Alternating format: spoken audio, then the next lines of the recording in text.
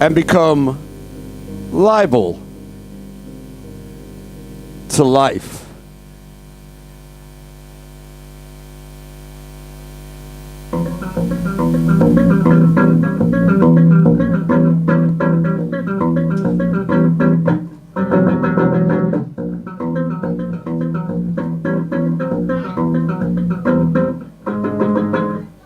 He said that he was suffering from a concussion of collusion, that togetherness had taken its toll on the whole, that circles had given into conformity and become squares, and eventually all the squares just flatline into rectangles right before his eyes.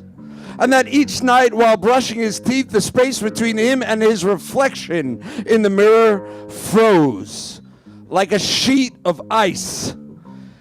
And his beard became the Antarctic. Patience in his own path, he claimed, was melting like the polar ice caps. After coughing 3 times to clear his mind, he was able to continue brushing his teeth in relative peace.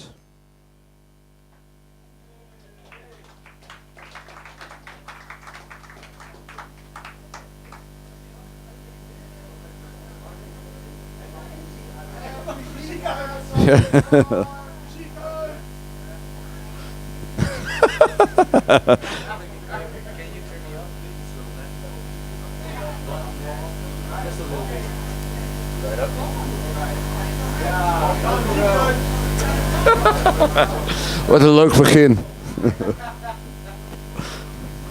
Ja? Eer Bruno. The multitudes.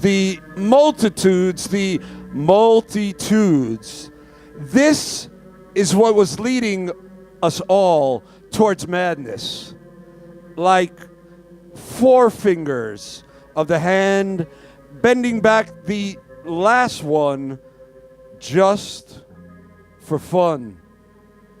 It was the toleration of the masses that had created a stranglehold around the threshold of the world and was currently squeezing out the world's last breath.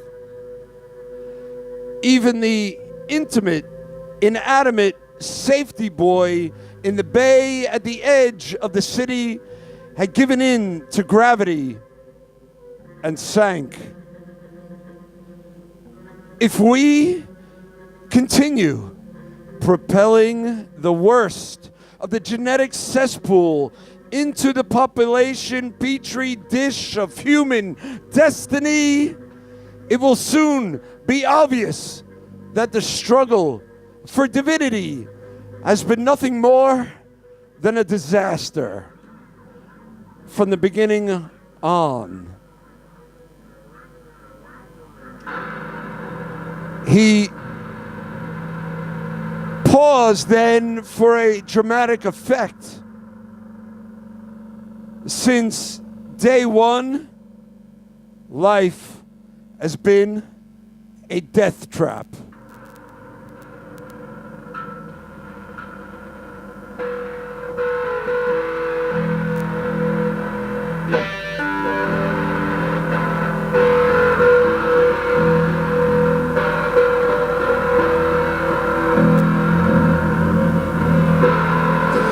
There is this notion, call it a gut feeling, an expression of bad energy if need be, to get all metaphysical and downright spiritual about it all, that the parties involved no longer wish to negotiate, let alone communicate any further. And each side seems to be at ease with their own antagonistic outlook towards the other and the rest of the God-forsaken world. Neutral parties have been trying but to no avail. For years to navigate between these two opposing sides to see if there was even a smile, a soft word, or maybe even a simple solution that could be shared. Neither side wishes to comply, but continues to cry wolf. And all the oversized wolves in sheep clothing, well, this world has never before been so bloated by white men. Both sides seem content to go on with their craziness for an undetermined amount of time.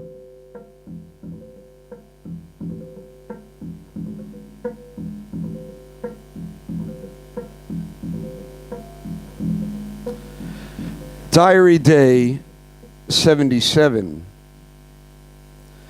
The crowd had been chanting for retribution for what now seemed like weeks.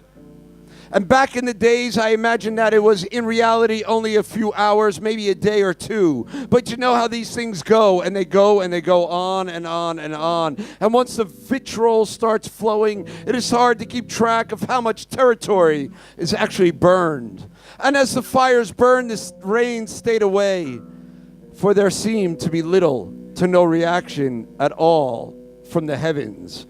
And even those healthcare officials in the high-rise offices were quieter than usual. And out of the hearts and mouths of the citizenry, a citizenry that had become rather nonchalant to all the constant noise and obstructions to normalcy, there came very little. It seemed that nobody said a word. Yet every once in a while during a commercial break, somewhere would ask for more Gatorade, because we got to stay hydrated. And that's what it's all about. And once the frontline reality series have been established, all the cameras started rolling, and the cable network executives quickly began to scramble over mountain ranges of disposable cash, and the crisis was deemed over. And the boys and the girls in the marketing departments, picking up on this new line of popular propaganda protesting, highlighted the marketability of this modern way of marching without marching. Anger became a marketing hook. A movement was no longer needed to move people. And if they were kept glued to the screen, then who was to say that the revolution will not be televised? For even the poorest of the poor will be given a screen so as to keep them always comfortably in between. Diary Day 6. Continuity, young man. Continuity. That is the secret to getting people under your spell. You want to be charming? Then be charming. But you got to invest your best into the glue, so to speak. There is no half-assed to being continuous. So you want to flow, then you got to go. Or is it the other way around, my friend? You want to go, then you got to flow. Yeah, that is it. You got to be able to go before you got to flow. And he stopped and he took a breath of oxygen from the tank at his side. Continuity, kid. That is the ticket to spreading and persuading the public to give up and over to your position. You got no flow, you got no progression, you get stagnation. And you want a nation full of stags? I mean, the world is just full of cock and balls and horns, and well, that ain't no evolution, no creation. That ain't no propagation of the species. In the end, then you just got yourself a good old-fashioned circle jerk to smile at. So be continuous, my son, and revel and ignite in the continuity that will give you the spark of life. Then step back and watch as the world flourishes at your feet. And it was only once The older man had stopped speaking and reached for another hit of oxygen from the tank next to him that the younger man in the off-the-rack suit could hand the older man a $5 bill and take his hot dog and can of Diet Cola. The younger man looked at the older man, who was deeply inhaling from his mask, and said, "Thanks for the hot dog and the advice. I'll see you tomorrow, and you could keep the change."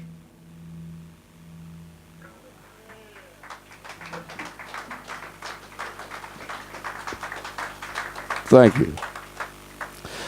Diary Day 29.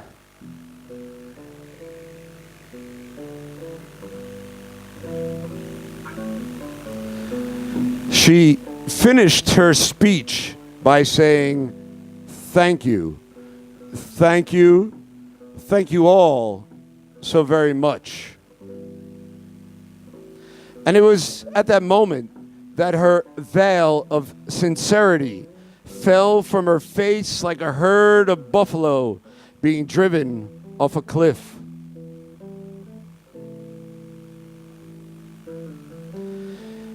If she hadn't shown a bit of restraint in her gratitude and had kept her thank yous to a minimum of just one, and had made a short but strong statement of appreciation instead of drawing out her gratitude into 3 well-timed thank yous, well, then maybe it would not have been so easy for the world to have been seen through her veil of need. Her need as a person, professionally inclined to feel appreciated. And humble she was not, though this was not the flaw that would subsequently flunk her. She was not a stranger to any of us. We knew her and had known her for years. And it was just now that the facade was finally cracking, the Botox breaking, the smile committing suicide right there upon her face. She laid her gratefulness